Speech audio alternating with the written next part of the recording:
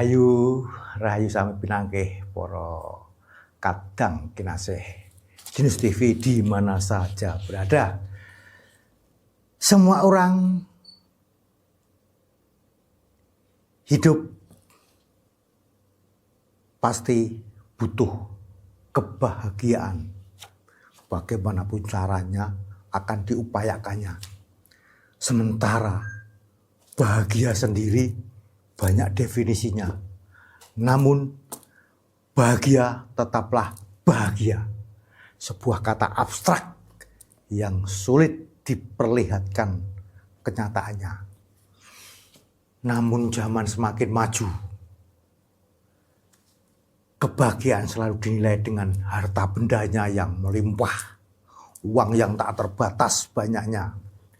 Walau ada yang mengatakan kebahagiaan tidak ditentukan besar kecilnya kekayaannya.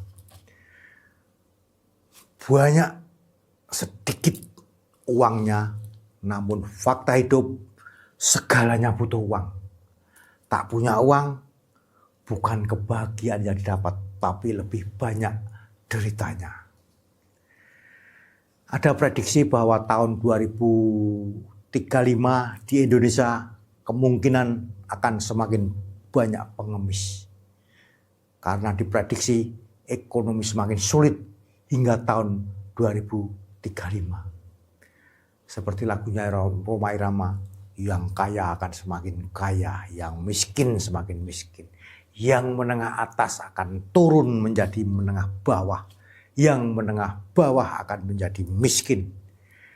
Dan yang miskin tetaplah akan semakin miskin. Jumlah pengemis akan semakin meluap.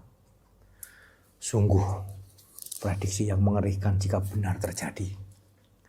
Lalu bagaimana dengan orang sederhananya atau kelas menengahnya? Kelas menengah dianggap ilmunya banyak tetapi tidak tahu informasi dan tidak ada nyali membeli dolar dan emas. Lebih bahagia melihat saldo tabungannya berjumlah besar. Namun tak terasa tabungannya terinflasi nilainya. Turun kelaslah mereka karena membeli apa-apa semakin mahal, uang cepat habis. Gaya hidupnya menurun atau harus diturunkan bagi yang sadar akan keterbatasannya.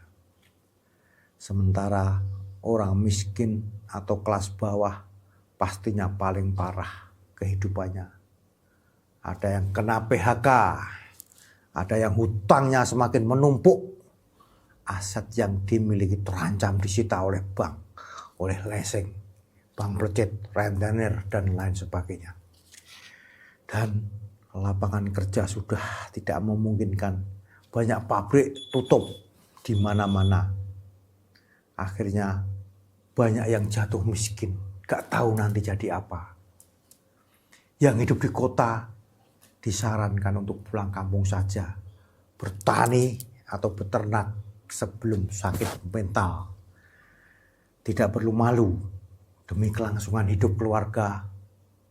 Para petani dan peternak tradisional, bengkel motor, bengkel mobil, warung makan atau kuliner masih akan baik-baik saja.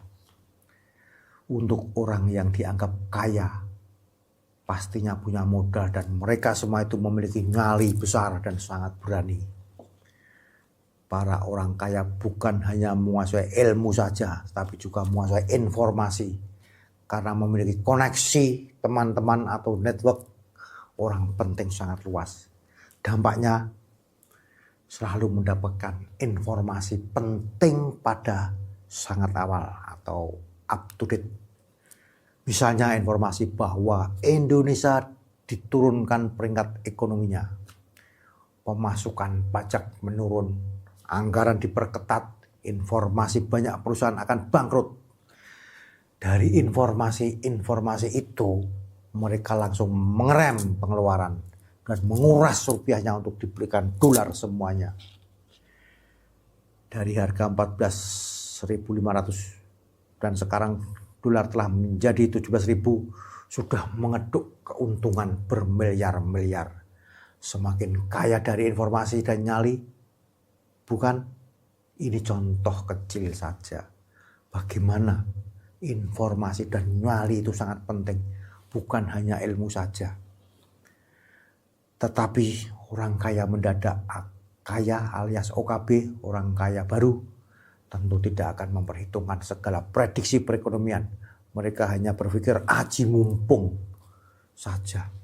Mumpung ada satu sumber kekayaannya yang masih bisa dikeruk, maka keserakahannya terus dipiara dengan rakusnya.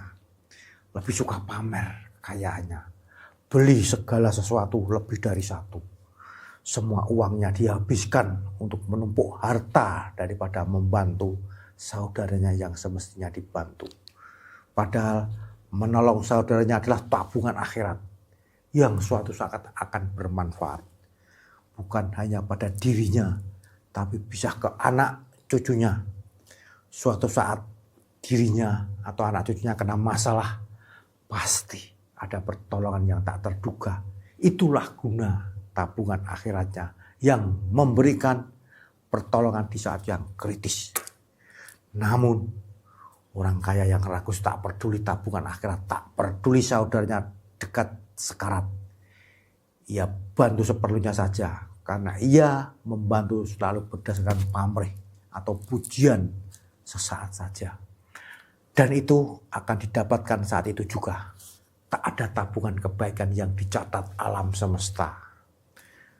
Selain itu orang kaya yang rakus tak menyadari bahwa hasil kekayaannya itu sebenarnya jatah dari anak cucunya. Namun ia panen saat ini juga untuk kepuasan hidupnya.